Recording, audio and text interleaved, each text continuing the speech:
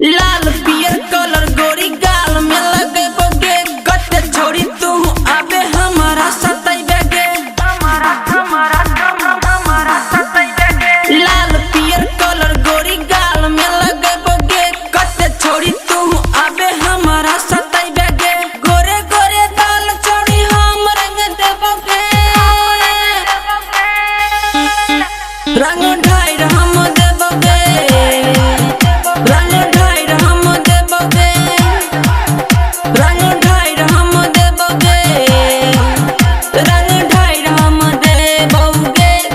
अभी आप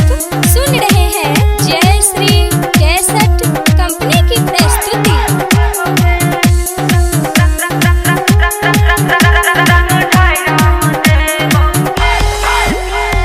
डीजे बजा के तोरा छोड़ी खूब नचैबोगे अंगे अंगे हाथ डाले खूब सलैबोगे डीजे बजा के तोरा छोड़ी खूब नचैबोगे अंगे अंगे हाथ डाले खूब सलैबोगे तोरा संगे हमें चौरी करता मचैबोगे रंग ढाई हम देबोगे रंग ढाई हम देबोगे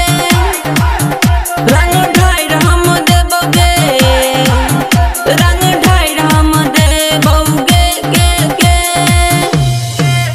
हेगे काच छौ मार तोहर लच कमारे ना चल ना तू छौड़ी छौड़ा देख का बाहर तू लड़की छी रसदार तोरा पीले बोहर बार तोरा आगे पीछे देख सबके टपकै छला राइटर दुर्गा बसंग मजा तोरा एतोगे लगे जाही तू छोड़ी सब मिल जतोगे राइटर दुर्गा बसंग मजा तोरा एतोगे लगे जाही